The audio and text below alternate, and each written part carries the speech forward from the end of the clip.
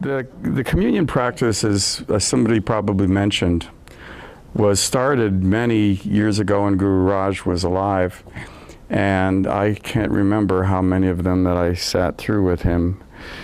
But I wasn't one of those that had all these flashy experiences. You know, I was kind of like a stone.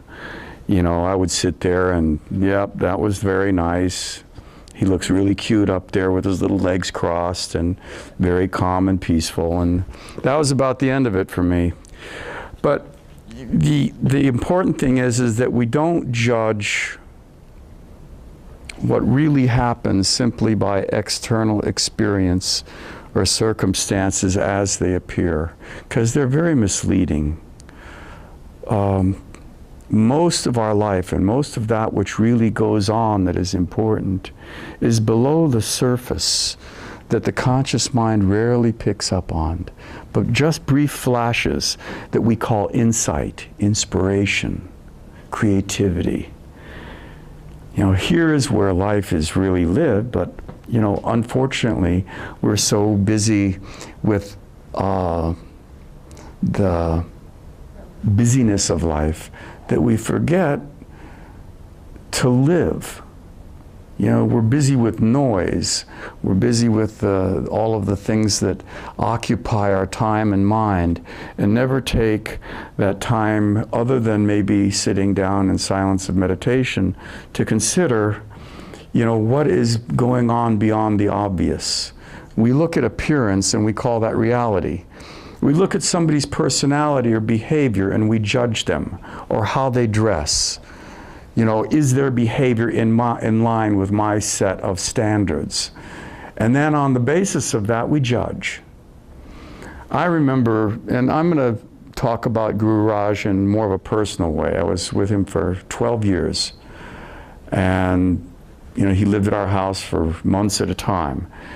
And there's the good news and the bad news associated with that. But there are some things that I'll share with you that are very, very personal, some experiences, and actually some letters that he wrote to me from South Africa. I'll share, you know, some excerpts from them, just so you get a sense of.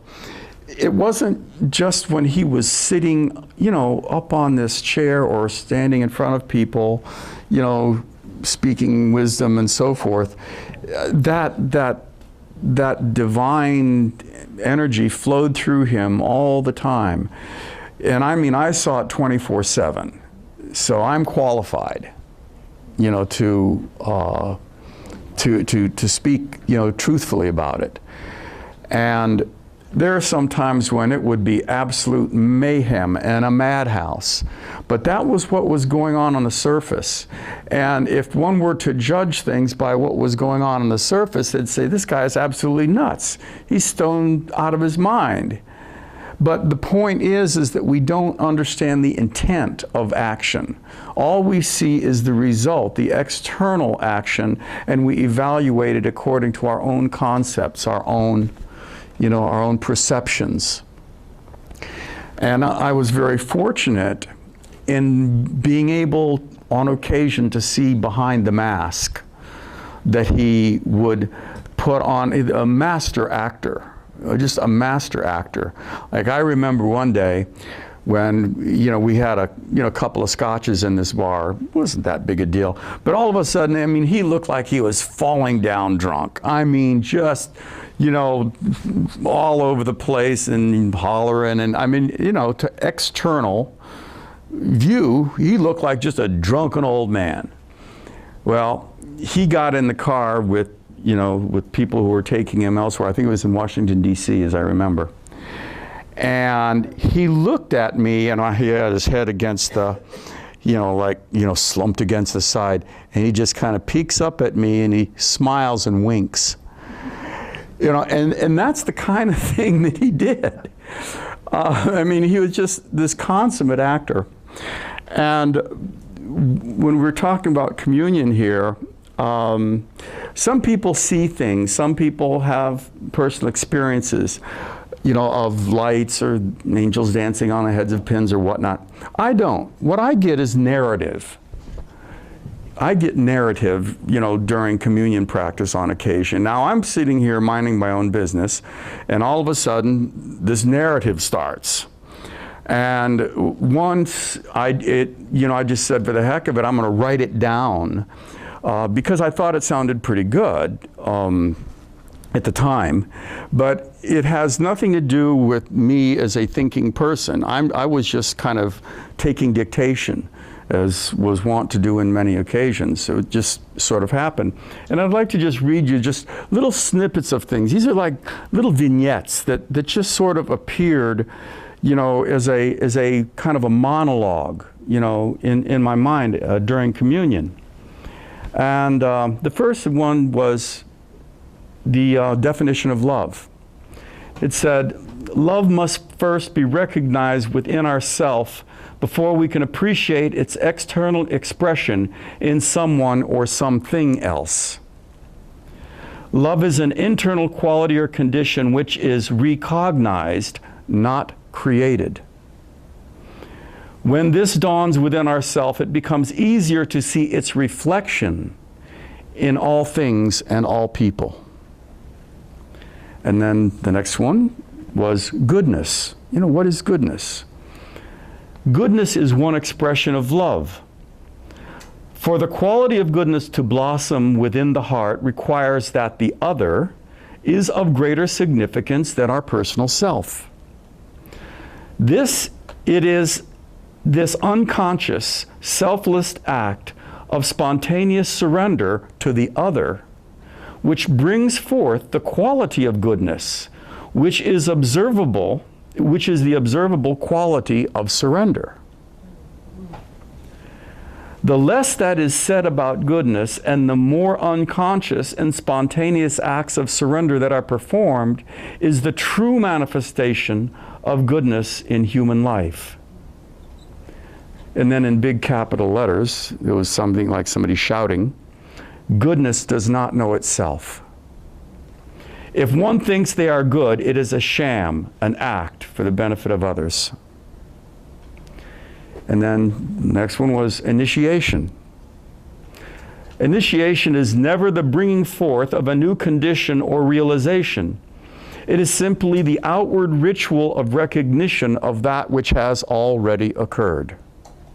Read that again, please. Read it again, please. Read it again. Mm-hmm. Initiation. Initiation is never the bringing forth of a new condition or realization. It is simply the outward ritual of recognition of that which has already occurred. And then the Guru. The Guru does not reside within the heart of the Chela. The Guru is the heart of the Chela. And then truth. The more we pursue truth, with a capital T, the further it is from us. Truth is known in the stillness, when all thoughts of pursuing truth merge into the reality of truth. Silence returns to silence. Communion. The mergence of that which appears as two. Now within that mergence, it is the appearance that falls away. Even after appearance dissolves into the one pure existence, even that one existence disappears in that ineffable, blinding flash of bliss eternal. That was the little vignette that kind of... And there was one day at work, I was a manager at a computer installation, and I was taking a bit of a break. And all of a sudden, again, this voice starts dictating to me. And so I wrote these things down, and it was a little poem, if you will, which I took home, and Guru Raj happened to be at the house. And he was so taken with it that we spent half the night with him reading it in about 14 different melodramatic fashions, and me recording it and re-recording it and re-recording it until I was sick of hearing it. I mean, if you could think of a Shakespearean, kind of a, sort of a, you know what I'm saying? This, I mean, he did it in Shakespeare, he did it in, funk, he did it in blues, he did it in rock. I mean, I think just about every possible way you could read something with inflection, he did. But this was what what it was. It's called Dreamer. It says, to sleep, perchance to dream of 1,000 worlds and 1,000 faces. Is the dream more real than the dreamer? The dreamer, like a spider, spins the dream in patterns beautiful from its own substance, and yet knows it not. Remember, O dreamer, that all dreams must end with the coming of the dawn. In the glow of dawn, silken threads of dreams become illumined and transparent. Arise, awake, O dreamer of dreams. The time of sleeping has passed. Rise fully into knowledge and glory eternal. The dream was of your own creation in the sleep of unknowing. In the dawn of knowing, dreams fade as shadows before the sun. Arise, awake, O dreamer of dreams. The time of sleeping has passed. Pardon me? Oh God, there's just no way. There's just, your husband could do it. He could do it, but I can't.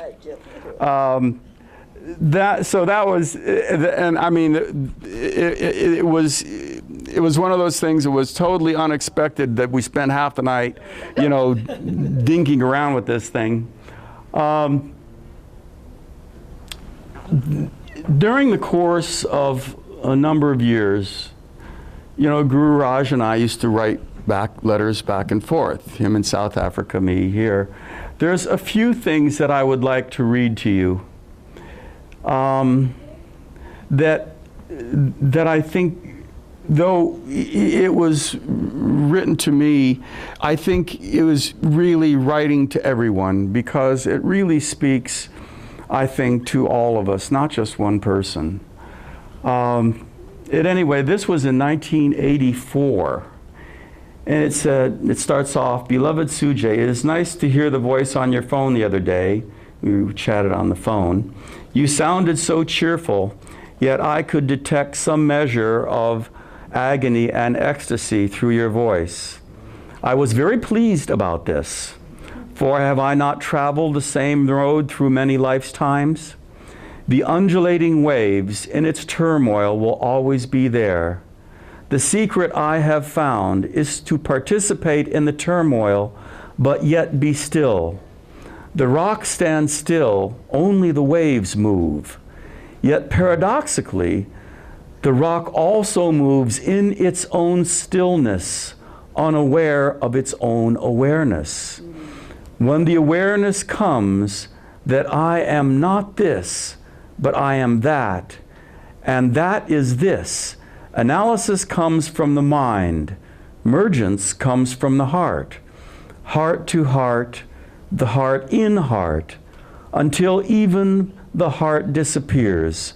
No passion, no emotion, no attachment, no comprehension of what these qualities are all about. Just existing in the impulse of existence, which is the energy called God. So that, I mean, that's just the way he was. It was just, just a letter. And let's see, there was another one he wrote. It was rather short. It only had 3 words on it. It says, "My beloved Sujay, I love you." That was it.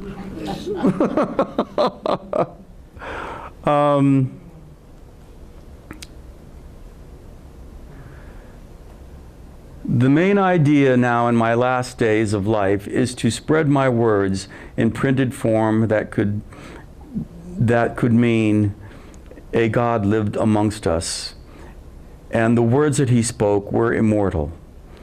I love you both, my beloved selves. Bapuji, that was to Vidya and I, both.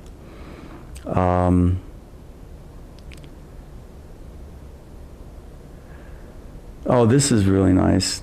My beloved Sujay, I just received your letter of the 3rd. I too, as you, became speechless, though mind in myriad thoughts abound. The river flows on, and through crags and rocks to find that which is still unfound. We reach the ocean to find life's river's end, and do we not go through every bend, our doings to mend? The river's life, filled with frailty and folly, rushing and gushing, shall it meet up with the stormy waves of the ocean, or subside in the silence within? Hand in hand we go, yet neither coming nor going, just to be here and knowing I love you. And That's tough. it's, you know, it's hard to put into words, because, you know, people, you know, would see him, you know, when he was, you know, being the guru and so forth. Well, I mean, I'd see him in the morning when he gets up and his hair's in 40,000 different directions, his teeth are out, he's in his pajamas and his slippers. And of course, I always looked worse than he did. I mean, both of us looked like we were chewed up, spit out, rode hard, and put away wet. But that little form meant absolutely nothing. I remember a day when I walked into our bedroom and he was taking a nap. I just got off of work. And he was just laying in the bed, kind of curled up and snoring. And there was this pressure of awareness, just absolute pure awareness, which was palpable. And this little form was like a thin transparency of tissue paper. But it was this impalpable awareness that you could like cut with a knife, that was the preeminent experience, not the form. And I mean, it just absolutely shocked me, because how does one experience awareness? I mean, it was, I can't put it into words. It was a presence, more than just a presence of incredible power and scope and depth that had no boundaries or edges or things. And there's, you know, emanating from this silly little form that was laying on the bed. That really, you know, kind of threw me for a loop. And, you know, people would, you know, oftentimes they would hear him and they would, you know, just treat him like a regular guy, because that's what they saw. I mean, and I saw that too, but on top of that, you know, I was there when I walked in the house one afternoon, after work with some friends, I'd went out and smoked some dope. And I came home and I was, you know, straight as an arrow, walked in the house and went up the stairs, and Guru Raj was in the kitchen. And he was in a, you know, just a pair of shoes, slacks and a shirt or something. And he I think he was painting at the kitchen table. And he looks at me and he gets this really quizzical look on his face, and he's turning his head like this, you know, backward and forward, you know. And he says, "Suj, what's wrong with you?" I said, "What do you mean? I'm fine." He says, "Your mind is all fuzzy." I swear to God, that's what he said. He's like, "Your mind is all fuzzy." I mean, you know, how many times where I would be thinking something, and then he would say it exactly word for word what I was thinking. And there's probably, you know, those people in here who were with him, I know that happened to them. He could see thought forms, just like I see this computer or I see this person. he wasn't what he appeared to be on the surface. I know this for a fact. I mean, after 12 years, he couldn't have fooled me that well. I'm a fairly analytical and empirical individual. And, you know, he was the real deal. I mean, he really was. And the words that he speaks are eternal truths. And what the other thing that he had told me one evening, we were sitting around having a scotch, smoking a cigarette, as I recall, and he said, I am nothing but the expression you called into being. I'm going, what?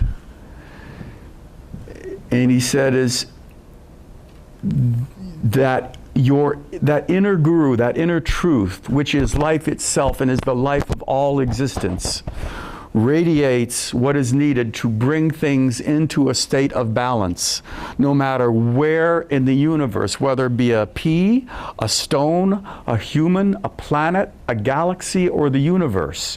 It's irrelevant.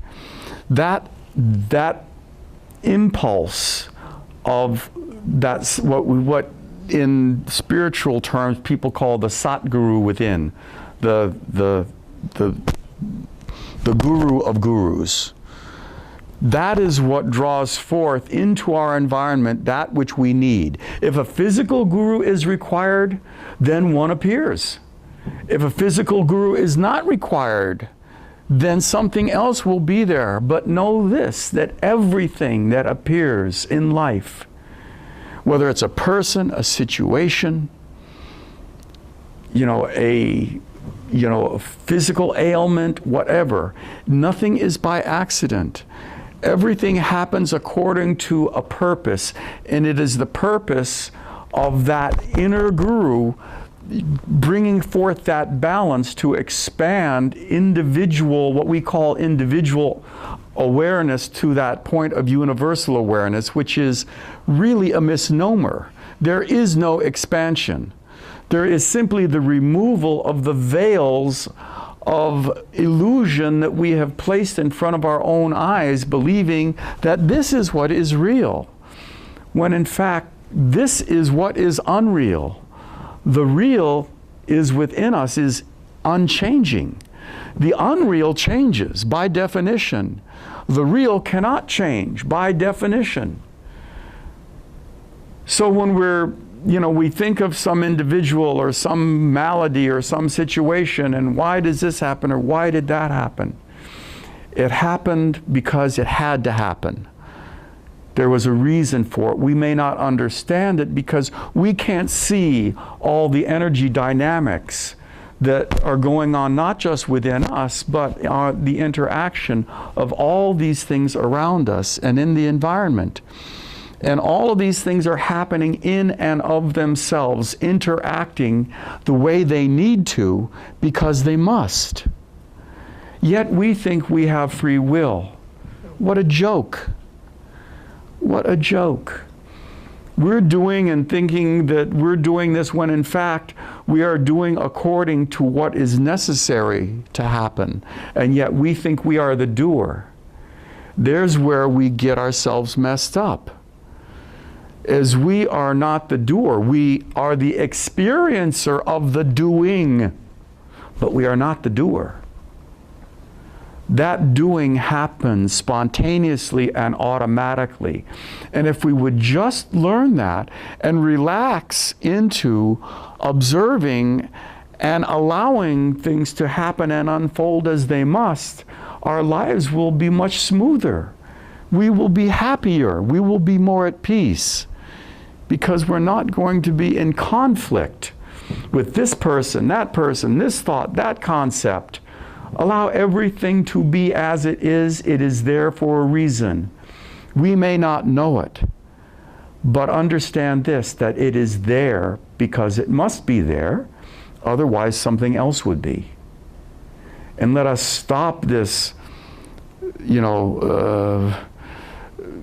self-delusion of that we control our life, we control circumstances and situation.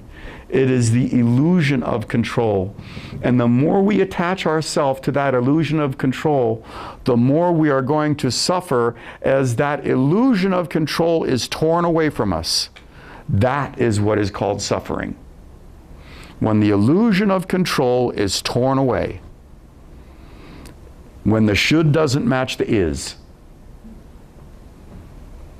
So if we want to suffer less, let's stop building castles in the sky and then trying to live in them. Watch what happens, observe, don't judge, respond according to the situation of the moment. When the situation is over, it's over. Let it flow and move on. Don't get stuck in it, running like a mouse in a squirrel cage. It's a waste of energy and time and causes great pain and suffering. Life should be a continuous flow. Nothing should ever get stuck. When it gets stuck, that defines suffering. When life flows freely and effortlessly, that defines peace. At any rate, that's all I have to say. That's enough. It's hot, and I promised that I'd keep it short. The air conditioner's working again. Go figure. I told you. Didn't I tell you something happened? Yeah. Okay. Thank you all very much for putting up with all this stuff, and it's a wrap. Guru Arsan was talking about kissing the feet of your friend.